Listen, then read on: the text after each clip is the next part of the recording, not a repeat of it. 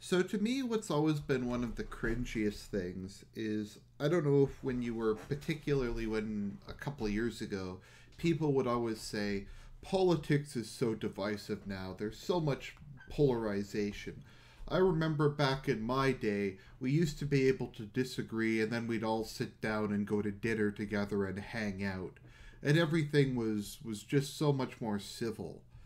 And I just find it cringy and frankly disgusting, particularly when it's something said about our elites, our rulers, the people who are actually making these decisions and trying to lead us. Now, why do I say this? Why do I think civility is kind of a bad thing? Because I think at the end of the day, it invalidates the points that they're making, the rhetoric, and it just makes their entire, I don't know if you want to call it a persona, their approach to the world, it makes it all just like a joke. It makes it all just a blatant, fake power grab. Now, what do I mean by this? If you listen to their rhetoric, they will say stuff like, the government is stealing your money. These people are tyrants. This is 1984. Obama's a Stalinist, etc. And then if they meet Obama, they're like, oh my god, I met the president. Oh, Obama's a really nice guy. I was wrong about him. And then they'll go like right back to talking about how evil he is.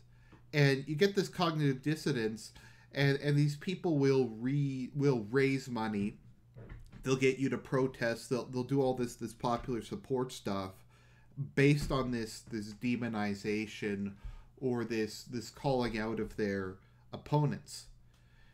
But at the end of the day, it's just like, well, we did say all this stuff, but even though I basically called this guy a rapist and a murderer and a child molester, I'm going to go have a beer with him because of civility. And all you people who bought into this narrative, fuck you. It doesn't matter.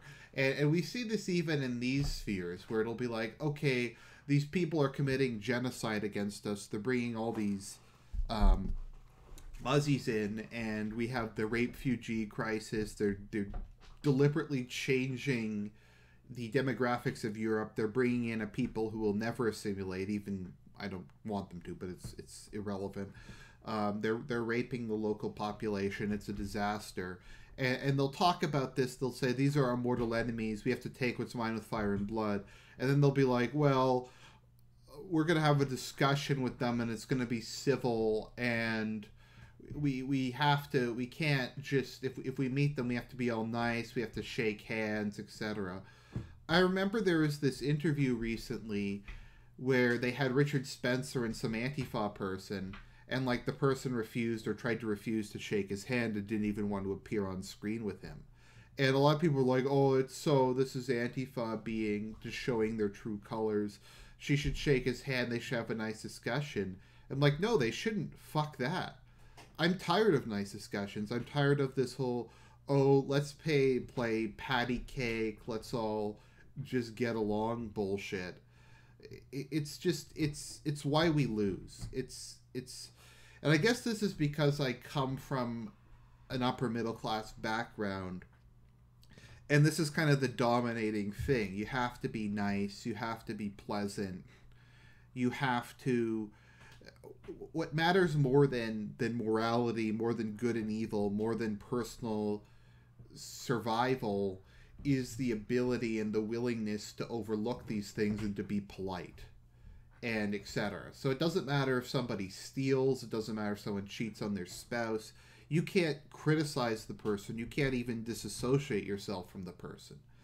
If you take the perspective, I don't want to be friends with, I don't want to hang around with people who I feel are of really poor moral character. And I'm not even talking about they're just kind of goofy. I mean, like, they've stolen millions of dollars from somebody, they've committed disgusting crimes, maybe they're even like a rapist or something. If you say, I don't want to associate with these people, then you're considered worse than them.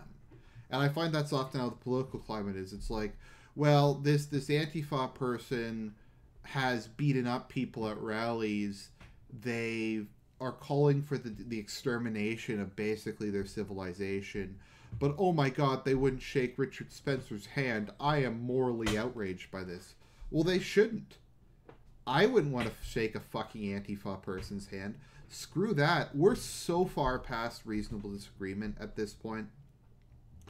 I don't really care. The only reason to really debate these people is to try to reach the audience who would be watching.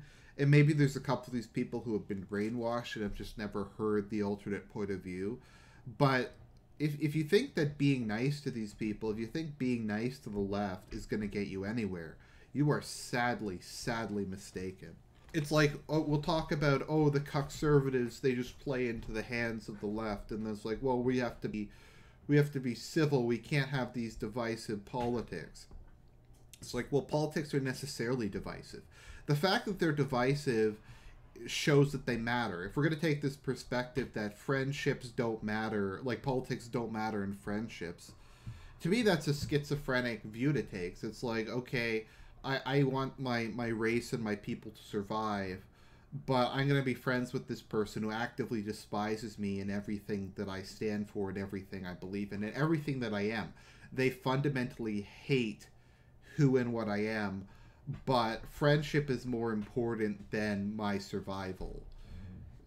Why are you friends with this person again? I don't know. It's just the way it is. And once again, maybe I say this because when I became even like moderately conservative, all my friends abandoned me.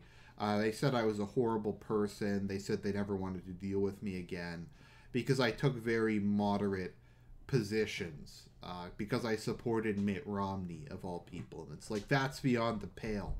And it's like, it's like I'm supposed to just to take that standing down and be like, oh, I'm sorry I support him. We can still be friends, though, even though you're calling me a rapist and a child molester. So yeah, fuck it. I just get tired of this whole, we need civility, we need everybody to just play happy clappy, to just get along. That's what sunk us. That's the reason our government doesn't work. That's where the conservative came from, was a generation of people who put politeness, who put civility, who put discourse above principle. Now, am I saying, like, go out, do violence, and do terror? I'm not saying that. I know people will misinterpret that. I'm just saying that you don't have to pretend these people are your friends. You don't have to pretend these are good people. You don't have to maintain relationships with people who you think are scum just for the sake of some antiquated notion of gentlemanliness or politeness. That social contract doesn't exist anymore. That world doesn't exist anymore. We are engaged in a civilizational war here. We are engaged in a struggle for the soul of man. We're so far past, oh, we have to shake each other's hands, we have to be polite, we have to be nice to one another. We're so far past that. I just get tired of it. And I think the Beckloff did a good article on this over at I think it was Irani's blog, which was called The Horrifying Day When I Identified with Dan Olson. And he's talking about some like new atheist fedoras and nostalgia chick, Lindsay Ellis, and they were meeting and they were at a bar and they were hanging out together and they're like, oh, everything's good, we're friends now. And he was like, well, Lindsay ruined multiple people's lives. She took part in the mass doxing during Gamergate that made people lose their jobs and made them unemployable. And we're supposed to forget the horrific things she did for the sake of, oh, everybody, we're just going to have to get along. No, fuck that. She is a fucking criminal. She is a mortal enemy of our movement. It's not even a movement. She's just a horrible person. She's a terrible person. Screw her. You don't have to be polite to her. You don't have to try to be her friend. She has to be destroyed. There's and once again, this is not incitement to violence. This is just a metaphor. In the one ending of Metroid 2030, sorry, not Metroid, Metro 2033. You have a vision of the head of the Rangers. I think it's Miller tosses you a gun and he says, if it's hostile, you shoot it. And then you shoot the dark ones. And that's kind of what it is. If it's hostile, you shoot it. If it's your enemy, you destroy your enemy. You don't play happy clappy with your enemy. You don't say, oh, we're going to be civil to our enemy. No, you take them down. And you don't lie to the people who gave you money, who believed in you, and then be like, oh yeah, that stuff I said was just bullshit. No, that is a disservice to them. Once you commit yourself to that course of action, you're committed to your rhetoric, you're committed to your source of action. So that's just my thoughts on the matter. I'll talk to you guys later.